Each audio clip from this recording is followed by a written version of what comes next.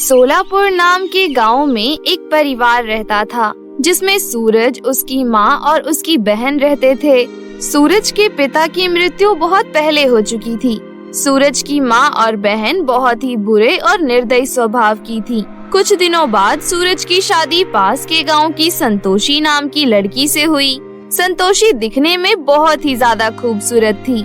उसका इस दुनिया में कोई नहीं था। शादी के बाद जब संतोषी की मुंह दिखाई की रस्म होती है, तो मोहल्ले की सभी औरतें संतोषी की खूब तारीफ करती हैं। अरे कितनी सुंदर बहू लाई हो सूरज की माँ, नैन नक्श कितने अच्छे हैं। उस औरत की ये बात सुनकर वहाँ खड़ी सूरज की बहन कहती है, सिर्फ चेहरे से कुछ नहीं होता, लक्षण भी अच्छे होने चाहिए। ये तो बाद में पता चलेगा ना कि चेहरे की तरह लक्षण भी अच्छे हैं कि नहीं। अच्छा ठीक है, मैं चलती हूँ। हम फिर से आएंगे देखने सूरज की माँ तुम्हारी बहू को। इतना कहकर वो सभी औरतें वहाँ से चली जाती हैं। सूरज और संतोषी भी अपने कमरे में चले जाते हैं। सभी लोगों के जाने के बाद सूरज की बहन अपनी माँ से कहती है, माँ तुम्हारी बहू के तो चारों तरफ गुणगान हो रहे हैं। इतनी भी खूबसूरत नहीं है तुम्हारी बहू, मुझे तो गुस्सा आ रहा है। सही कह रही है बेटी तू, हमें तो बिना पैसों में एक काम वाली मिल गई। अब हमें घर का काम करने की जरूरत नहीं पड़ेगी। इसी तरह कुछ दिन बीत जाते हैं और दोनों माँ बेटी मिलकर संतोषी से बहुत सारा काम करवाने लगती हैं। इसी तरह एक दिन सुबह सुबह सूरज चिल्लाते हुए कहता है, माँ संतोषी को बोलो मुझे खाना दे, काम पर जाने में मुझे देरी हो रही है। सच कहूँ बेटा, बहुत आलसी बीवी लाया है तू। सारा खाना तो मैंने ही बना दिया, लेकिन उससे परोसा भी नहीं जा रहा है। तो रुक, मैं देखती हूँ। बहू कहाँ है? इतना बोलते बोलते सूरज की माँ रसोई तक चली जाती है और संतोषी को डांटते हुए कहती है, क्यों री, अभी तक खाना नहीं बना? बन गया सासू माँ, बस मैं लेकर आ ही रही थी। तू खाना लेकर मत जा, वैसे भी उसे बहुत गुस्सा आ रहा है। ला मुझे दे, मैं देकर आती हूँ। इतना कहकर सासू माँ खाना लेकर खुद अपने बेटे को देने जाती है। ये ले बेटा खाना, तेरी पत्नी के पास अभी टाइम नहीं है। बोल रही थी कि अपने बेटे को बोलो खुद आकर खाना ले जाए। मैं देने नहीं आऊंगी, इसलिए मैं लेकर आ गई। अपनी माँ की बात सुनकर सूरज को गुस्सा आ गया था, लेकिन तभी वहाँ बैठी सूरज की बहन ने भी आग लगाने के लिए कुछ बोला। सच में क्या माँ, वो ऐसा बोली तुमको? बाप रे बाप, नई नवेली दुल्हन है और तेवर तो देखो। ये क्या बात हुई? जरा संतोषी को बुलाना तो, उसको मैं अभी बताता हूँ। नहीं नहीं बेटा, ऐसे काम पर जाते वक्त अपना दिमाग खराब नहीं करना चाहिए। उसके बाद सूरज खाना खाकर काम पर चला जाता है और सूरज की माँ और बहन एक दूसरे को मुस्कुराते हुए देखते हैं। इसी तरह कुछ दिन बीत जाते हैं और दोनों माँ बेटी मिलकर संतोषी पर खूब अत्याचार करते हैं। पूरे दिन संतोषी से कोई ना कोई काम करवाते ही रहते थे। इसी तरह एक दिन संतोषी बहुत सारे बर्तन धो रही थी। तभी वहाँ पर दोनों माँ बेटी बहुत सारे कपड़े लेकर आती हैं और माँ कहती है, ओ लड़की, पूरा दिन क्या बर्तन धोती रहोगी और कुछ काम नहीं करोगी क्या? तुम्हें मालूम नहीं है माँ, ये तो पूरा दिन यही सोचती रहती है कि काम से कैसे बचा जाए। बर्तन धोती रहेगी तो बाकी के काम नहीं करने पड़ेंगे। यही सोचा था ना भाभी तुमने? दोनों माँ बेटी की बात सुनकर संतोषी कहती है, मैंने तो घर का सारा काम कर दिया है सासू माँ। अच्छा, और ये इतने सारे कपड़े क्या तेरे मरे हुए माता पिता आकर धोएंगे? ये ले, सारे कपड़े अभी के अभी धो। संतोषी चुपचाप सारे कपड़े उठाने लगती है। सासू माँ, ये तो बहुत सारे कपड़े हैं। ज्यादा कपड़े कहाँ हैं? और अगर हैं भी ज्यादा तो क्या हुआ? तेरा शरीर कोई मोम का बना हुआ नहीं है कि ज्यादा काम करेगी तो पिघल जाएगी। चलो फटाफट धो इन्हें। बेचारी संतोषी वो सारे कपड़े धो देती है। कपड़े धोते धोते उसे शाम हो जाती है। इतना सारा काम करने के कारण उसके हाथों में छाले पड़ जाते हैं। रात को जब उसका पति सूरज घर आता है तो वो संतोषी का हाथ देख लेता है। अरे संतोषी, तुम्हारे हाथों में क्या हो गया? संतोषी की आंखों में आंसू बह रहे थे। वो कुछ न कह पाई। सूरज को कुछ अजीब लगा। रात को सोते वक्त बिस्तर पर सूरज ने संतोषी से कहा, संतोषी, तुम मेरे घर में खुश तो हो ना? तुम्हें यहाँ कोई दिक्कत तो नहीं है ना? नहीं जी, लेकिन बस। लेकिन क्या संतोषी? लेकिन कुछ नहीं। संतोषी की ये बात सुनकर सूरज सो जाता है। फिर संतोषी मन ही मन सोचती है, इनकी माँ और बहन मुझ पर जो अत्याचार करती हैं, अगर मैंने इनको बताया तो मेरा यकीन नहीं करेंगे और इनको बुरा भी लगेगा। इतना सोचकर संतोषी सो जाती है। धीरे धीरे सूरज की माँ और बहन का संतोषी पर अत्याचार बढ़ने लगा। जब भी सूरज बाहर जाता था, दोनों माँ बेटी मिलकर संतोषी को खूब सताते थे। घर में कुछ भी काम नहीं होता था, लेकिन फिर भी उसको काम में लगाए रहते थे। एक दिन संतोषी ने घर का सारा काम बहुत जल्दी कर लिया। ठंड का मौसम था, इसलिए वो आग सेकने लगी। तभी वहाँ पर दोनों माँ बेटी आ गईं। तो यहाँ बैठकर गरम हो रही है और घर का काम क्या तेरा बाप करेगा? सासू माँ, घर का सारा काम हो चुका है। मुझे बहुत ठंड लग रही थी, इसलिए मैंने कुछ लकड़ियाँ जला ली। संतोषी की ये बात सुनकर सूरज की बहन कहती है, ओहो, महारानी को ठंड लग रही थी। माँ, आपकी इजाजत हो तो मैं भाभी को हमेशा के लिए गर्मा गर्म बना दूं। उसके बाद दोनों माँ बेटी हंसने लगते हैं और संतोषी की ननंद आग में से एक लकड़ी उठाकर संतोषी का हाथ जला देती है। संतोषी को बहुत दर्द होता है। ये आप क्या कर रही हो दीदी? सासू माँ, आप तो रोकिए दीदी को, देखिए ना वो मुझे जला रही हैं। संतोषी की इस बात पर दोनों माँ बेटी हंसती रहती है। संतोषी को बहुत दुख होता है, उसे बहुत पीड़ा हो रही थी। वो अपना हाथ पकड़कर नदी के पास भाग जाती है। उसका हाथ बहुत दुख रहा था, इस वजह से वो बहुत रो रही थी। हे ऊपर वाले, ये क्या जिंदगी दी है? ये कैसी जिंदगी दी है मुझे? इससे अच्छा तो मैं मर जाऊं। बचपन में मुझसे मेरे माँ बाप छीन लिए, ऊपर से सास भी दी, तो ऐसी मैं करूं तो क्या करूं? मुझे इस जिंदगी से मुक्ति दे दीजिए भगवान, मैं और नहीं जीना चाहती। संतोषी का ये दुख जल माता से भी नहीं देखा जाता। वो तुरंत प्रकट ले लेती है और कहती है, तुम कौन हो बेटी? दिखने में तो तुम बहुत खूबसूरत हो, लेकिन तुम इतना रो क्यों रही हो? बोलो मुझे, मैं जल माता हूँ, मैं तुम्हारी मदद करूँगी। माता, मैं बहुत बदकिस्मत हूँ। मैं समझ गई सब कुछ।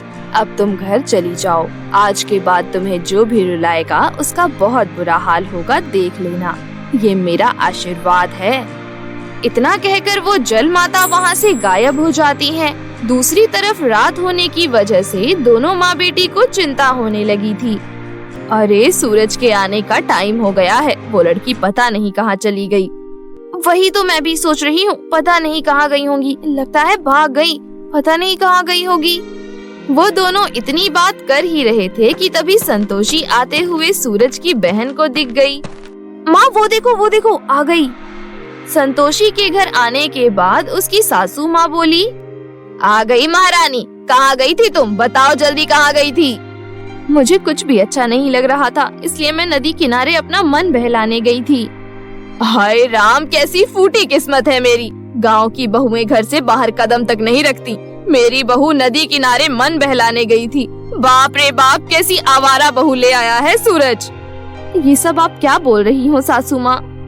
मैं सही बोल रही हूँ। आने दे मेरे बेटे को, तेरी इस हरकत के बारे में उसे सब बताऊंगी। माँ, दीदी, मैं आप दोनों के आगे हाथ जोड़कर विनती कर रही हूँ कि ऐसा कुछ भी मत करना कि जिससे मेरी आंखों में आंसू आए, क्योंकि आप लोगों को फिर बहुत तकलीफ हो जाएगी। ओहो, तो तू धमकी दे रही है? बेटी, जरा जली हुई लकड़ी लेकर आ तो। सूरज की बहन भागते हुए जली हुई लकड़ी लेकर आती है। फिर दोनों माँ बेटी मिलकर फिर से संतोषी को जला देते हैं, जिससे कि संतोषी को बहुत पीड़ा होती है और वो फूट फूट कर रोने लगती है। संतोषी की आंखों से जैसे ही आंसू निकलते हैं, वहाँ पर बहुत सारा पानी आ जाता है और संतोषी की सासू माँ और नंद दोनों उस पानी में डूबने लगती हैं। अरे, ये क्या हो रहा है? अरे बाप रे, बचाओ कोई मुझे। तभी सूरज काम पर से घर आ जाता है और अपनी माँ और बहन को इस हालत में देखकर बोलता है, ये क्या हो रहा है? माँ, दीदी, आप पानी में कैसे डूब रही हैं? और यहाँ पानी आया कैसे? क्या हुआ संतोषी? माँ और दीदी की ये हालत कैसे हुई? बताओ मुझे, क्या हुआ? मेरा विश्वास कीजिए, मैंने इनके साथ कुछ भी नहीं किया है। ये सब जल माता की कृपा से हो रहा है। देखो संतोषी, जो भी बात है मुझे सच सच बताओ। उसके बाद संतोषी सूरज को सारी बात बताती है। सारी बात जानने के बाद सूरज को बहुत गुस्सा आता है। छी, कितने गंदे हैं आप दोनों। आप दोनों के साथ सही हो रहा है। एक अनाथ लड़की के साथ आप लोगों ने ऐसा व्यवहार किया, ये अन्याय है, अन्याय। मुझे बचा ले बेटा, आज के बाद कभी नहीं करूँगी ऐसा। अब कभी नहीं सताऊंगी मैं उसको। हाँ भैया, बचा लो हमें। आपको मुझसे नहीं, संतोषी से माफी मांगनी होगी। अगर संतोषी आपको माफ करेगी तभी आप इस जल माता के श्राप से मुक्त हो पाएंगे। उसके बाद दोनों माँ बेटी संतोषी से माफी मांगती हैं और संतोषी उन्हें माफ कर देती है।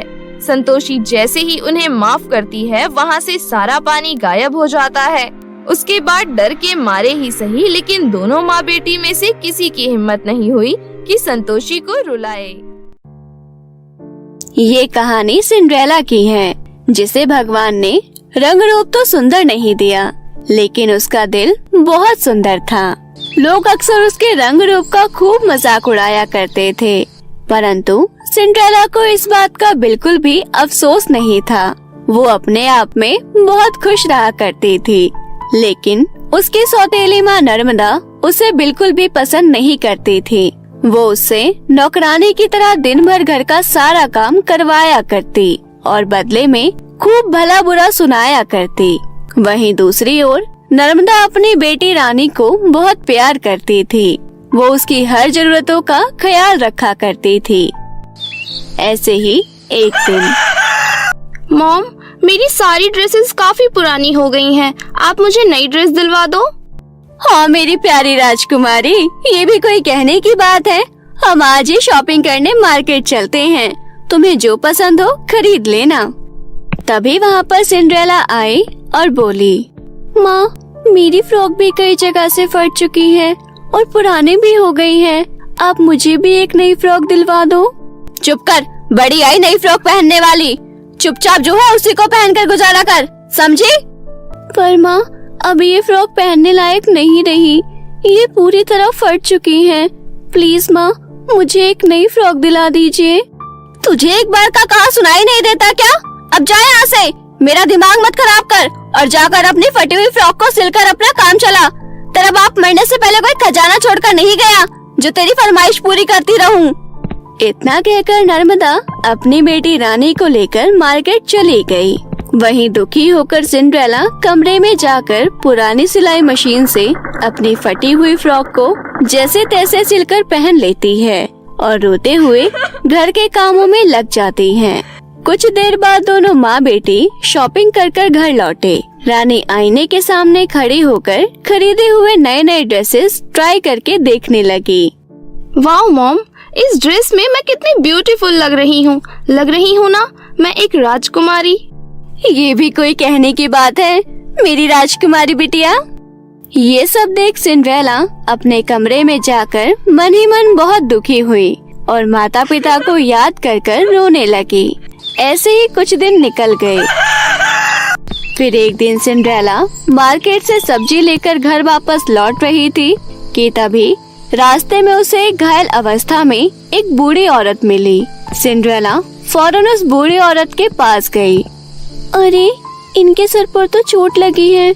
मुझे फौरन इन्हें हॉस्पिटल लेकर जाना होगा, लेकिन इन्हें अस्पताल तक लेकर कैसे जाऊं? मेरे पास तो किराए भाड़े के लिए पैसे भी नहीं हैं। सिंड्रेला ऐसा सोच ही रही थी कि तभी उसे पास एक खाली ठेला दिखाई दिया। उस ठेले को देखकर सिंड्रेला के दिमाग में एक तरकीब आई और वो उस बूढ़ी औरत को ठेले में लटाकर नजदीकी सरकारी अस्पताल में ले गई। डॉक्टर साहब, प्लीज प्लीज अम्मा जी का फौरन इलाज कीजिए। ये काफी देर से बेहोश है और इनके सर पर चोट लगी है। घबराओ नहीं बेटी, चोट ज्यादा गहरी नहीं है। मैं एक इंजेक्शन लगा देती हूँ, इन्हें फौरन होश आ जाएगा। इतना कहकर डॉक्टर ने बूढ़ी अम्मा को होश में लाने के लिए इंजेक्शन लगाया। होश में आते ही बूढ़ी अम्मा सिंड्रेला से बोली, तुम्हारा बहुत बहुत धन्यवाद बेटी, तुमने मेरी मदद की, नहीं तो आज मैं जिंदा नहीं होती। नहीं अम्मा, धन्यवाद मत कहिए, ये तो मेरा फर्ज था। बस आप अपना ध्यान रखिए। डॉक्टर बूढ़ी अम्मा की मरहम पट्टी कर उन्हें अस्पताल से छुट्टी दे देती है। अम्मा चलो, मैं आपको आपके घर तक छोड़ देती हूँ। नहीं बेटी, मैं चली जाऊंगी। तुम्हें देर हो रही होगी, तुम अपने घर जाओ, शाम होने वाली है। इतना कहकर बूढ़ी औरत वहाँ से जाने लगी और देखते ही देखते अचानक वो गायब हो गई। अरे अम्मा कहाँ चली गई? अभी तो यही थी। सिंड्रेला काफी देर तक हैरानी से इधर उधर देखने लगी, पर बूढ़ी अम्मा उसे कहीं नहीं दिखाई दी। तभी सिंड्रेला जल्दी जल्दी कदम बढ़ाने लगी।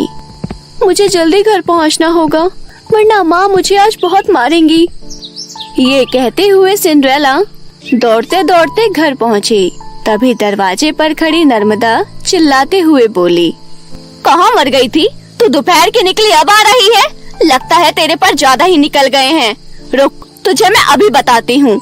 आज तुझे खाने को कुछ नहीं दूंगी, तब तेरी अकल ठिकाने आएगी। ये कहते हुए नर्मदा सिंड्रेला की पिटाई करने लगी। उस रात सिंड्रेला भूखी प्यासी ही सो गई। इसी तरह दुखों से भरी सिंड्रेला की जिंदगी गुजर रही थी। फिर एक दिन, सुन करमजली, आज मैं और मेरी बेटी बिमला आंटी की बेटी पूजा के बर्थडे पार्टी में जा रही हैं। हमें आने में लेट हो जाएगा। तेरे लिए टेबल पर बासी रोटी रखी है, भूख लगे तो खा लेना। और खबरदार, फ्रिज में रखे हुए बाकी सामान को हाथ लगाया तो। माँ, मुझे भी अपने साथ बर्थडे पार्टी में ले चलो ना। कितना समय हो गया है, मैं किसी की बर्थडे पार्टी में नहीं गई। मैं अकेले घर पर रहकर बोर हो जाऊंगी। मुझे भी अपने साथ ले चलो। मेरा भी बड़ा मन है बर्थडे पार्टी में जाने का। बर्थडे पार्टी में जाने के लिए सुंदर शक्ल होनी चाहिए और महंगे कपड़े भी, पर तेरे पास तो ना शक्ल है और ना ही सुंदर कपड़े। तुझे अपने साथ ले जाकर मुझे वहाँ अपनी बेइज्जती नहीं करवानी, समझी? इतना कहकर नर्मदा अपनी बेटी रानी को लेकर बर्थडे पार्टी में चली गई। उन दोनों के चले जाने के बाद सिंड्रेला रोते हुए बोली, मैं बर्थडे पार्टी में क्यों नहीं जा सकती? अगर मेरे मम्मी पापा जिंदा होते तो मेरे साथ ऐसा बर्ताव कभी नहीं होता। मैं भी बाकी लड़कियों की तरह बर्थडे पार्टी में जरूर जाती।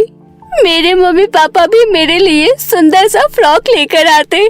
काश मैं भी बर्थडे पार्टी में जा पाती। ये कहते हुए सिंड्रेला रोने लगी। तभी अचानक उसके कमरे में चारों तरफ रोशनी हुई और वहाँ वही बूढ़ी औरत प्रकट हुई जो सिंड्रेला को घायल अवस्था में कुछ दिन पहले मिली थी और एक सुंदर सी परी में बदल गई। मेरी प्यारी सिंड्रेला, रो मत, तुम भी बर्थडे पार्टी में जरूर जाओगी। दरअसल मैं एक परी हूँ। उस दिन मैं जल्दी में थी, इसलिए तुमसे अच्छे से बात नहीं कर पाई, लेकिन तुम चिंता मत करो, मैं तुम्हारी मदद करने यहाँ आई हूँ। क्या सच में? मैं भी बर्थडे पार्टी में जा पाऊंगी? पर मेरी हालत तो देखो, मेरे कपड़े तो कितने फटे पुराने हैं। मेरे पास तो ना ही नई फ्रॉक है और ना ही मैं दिखने में सुंदर हूँ। मुझे पार्टी में कोई घुसने भी नहीं देगा। बस इतनी सी बात। मैं तुम्हें अपना जादुई फ्रॉक और जादुई मेकअप किट देती हूँ। साथ ही मैं तुम्हें एक जादुई उड़न खटोला भी देती हूँ, जिस पर बैठकर तुम बर्थडे पार्टी में चली जाओगी। ये कहते हुए परी ने अपनी जादुई छड़ी घुमाते हुए जादुई फ्रॉक और मेकअप किट प्रकट किया। सिंड्रेला ने जैसे ही जादुई मेकअप किट से मेकअप किया, वो बहुत ही सुंदर दिखने लगी और जादुई फ्रॉक पहनकर बिल्कुल एक बेबी डॉल की तरह लग रही थी। सिंड्रेला, तुम बहुत ही सुंदर लग रही हो। अब तुम बर्थडे पार्टी में जा सकती हो। परी का धन्यवाद कर सिंड्रेला जादुई उड़न खटोले में बैठकर बर्थडे पार्टी पर पहुंची। पार्टी में पहुंचने के बाद सिंड्रेला जैसे ही हॉल में पहुंची, सबकी नजरें सिंड्रेला को ही देखने लगी। वहाँ मौजूद नर्मदा और रानी भी उसे पहचान नहीं पाई। अरे मॉम, ये लड़की कौन है? इस गांव की तो नहीं लगती। बेटी जो भी हो, लेकिन कितनी प्यारी लग रही है, एकदम बेबी डॉल की तरह। मॉम, आप अपनी बेटी के सामने किसी और की तारीफ कैसे कर सकती हैं? इस पार्टी में मुझसे ज्यादा सुंदर कोई नहीं है। ये कहते हुए रानी सिंड्रेला को देखकर जलने लगी। फिर कुछ देर बाद पार्टी खत्म होने के बाद सभी लोग अपने अपने घर वापस लौट गए। सिंड्रेला भी उड़न खटोले में बैठकर नर्मदा और रानी के घर पहुंचने से पहले घर पहुंच गई। उसके बाद जादुई फ्रॉक और चेहरे पर लगा मेकअप उतारकर अपने पहले वाले रूप में वापस आ गई। फिर अगली सुबह। मॉम, मैंने सुना है गांव में 2 दिन बाद ब्यूटी कॉन्टेस्ट होने वाला है। इस बार देखना मॉम, हर बार की तरह ब्यूटी कंपटीशन मैं ही जीतूंगी। ये सब सुन सिंड्रेला का भी ब्यूटी कंपटीशन में हिस्सा लेने का मन हुआ। वो सोचते हुए कहती है, क्यों ना मैं भी इस बार ब्यूटी कंपटीशन में हिस्सा लूं। अब तो मेरे पास परी की दी हुई जादुई फ्रॉक और मेकअप किट है। चूरी करमजली, यहाँ खड़ी खड़ी क्या सोच रही है? जा और जाकर घर की साफ सफाई कर। जब देखो अपना मनूस चेहरा लेकर सामने आ जाती है। सिंड्रेला चुपचाप बिना कुछ कहे घर की साफ सफाई में जुट गई और 2 दिन बाद होने वाले ब्यूटी कंपटीशन के बारे में सोचते हुए खुश होने लगी। आखिरकार वो दिन आ ही गया जिसका सिंड्रेला को बेसब्री से इंतजार था। जादुई फ्रॉक और मेकअप कर सिंड्रेला ब्यूटी कंपटीशन में भाग लेने पहुंची। वहाँ पहले से ही सुंदर सुंदर लड़कियाँ, साथ ही उसकी सौतेली बहन रानी भी मौजूद थी। वहाँ आए जजेस भी सिंड्रेला को देखते ही रह गए। उस कंपटीशन में सिंड्रेला की खूबसूरती के आगे कोई टिक नहीं पाया और सिंड्रेला ब्यूटी कंपटीशन जीत गई। ये सब रानी से देखा नहीं गया और वो गुस्से से घर वापस लौट आई। तब नर्मदा बोली, क्या हुआ बेटी, तुम इतने गुस्से में क्यों हो? और तुम्हारा इनाम कहाँ है? तुम तो ब्यूटी कॉन्टेस्ट में हिस्सा लेने गई थी ना? मॉम, कॉन्टेस्ट तो मैं ही जीतने वाली थी, लेकिन पता नहीं वो लड़की वहाँ कहाँ से आ गई। इस तरह दोनों माँ बेटी आपस में बातें कर ही रही थी कि तभी वहाँ सिंड्रेला आ पहुँची। अरे, तुम यहाँ क्या कर रही हो? ब्यूटी कॉन्टेस्ट जीतकर तुम्हें चैन नहीं पड़ा जो मुझे जलाने मेरे घर पर आ गई? अरे मैं सिंड्रेला हूँ, तुमने मुझे पहचाना नहीं? तुम सिंड्रेला कैसे हो सकती हो? वो करमजल तो कितनी बदसूरत है और तुम इतनी सुंदर हो। अरे माँ, मैं सच कह रही हूँ, मैं सिंड्रेला ही हूँ। इस तरह सिंड्रेला ने अपनी सौतेली माँ को जादुई फ्रॉक और मेकअप के बारे में सारी सच्चाई बताई। ये सब सुनकर नर्मदा और रानी दोनों ईर्ष्या से जलने लगी। मॉम, मुझे जादुई फ्रॉक और मेकअप किसी भी हालत में चाहिए। मैं ही इस पूरे गांव में सबसे सुंदर लड़की हूँ। मैं अपनी जगह किसी और को इतना सुंदर नहीं देख सकती। दोनों माँ बेटी जादुई फ्रॉक और मेकअप किट हथियाने का प्लान बनाने लगी। फिर रात हो जाने के बाद नर्मदा चुपके से सिंड्रेला के कमरे में गई और जादुई फ्रॉक और मेकअप किट चुरा कर अपनी बेटी रानी को देते हुए बोली, ये लो मेरी रानी बेटिया, जल्दी से जादुई फ्रॉक पहनकर मेकअप कर लो और दुनिया की सबसे सुंदर लड़की बन जाओ। रानी ने खुश होते हुए जादुई फ्रॉक पहनकर जैसे ही अपने चेहरे पर मेकअप किया, वो काली और बदसूरत लड़की में बदल गई। अपना ये हाल देखकर रानी जोर जोर से रोने लगी। इस तरह रानी को उसके किए की सजा मिल गई। अपनी बेटी की ऐसी हालत देख नर्मदा मन ही मन बहुत पछताने लगी और उस दिन के बाद से दोनों माँ बेटी ने कभी भी सिंड्रेला के साथ बुरा व्यवहार नहीं किया। वहीं सिंड्रेला जादुई फ्रॉक और मेकअप की मदद से हंसी खुशी अपना जीवन बिताने लगी।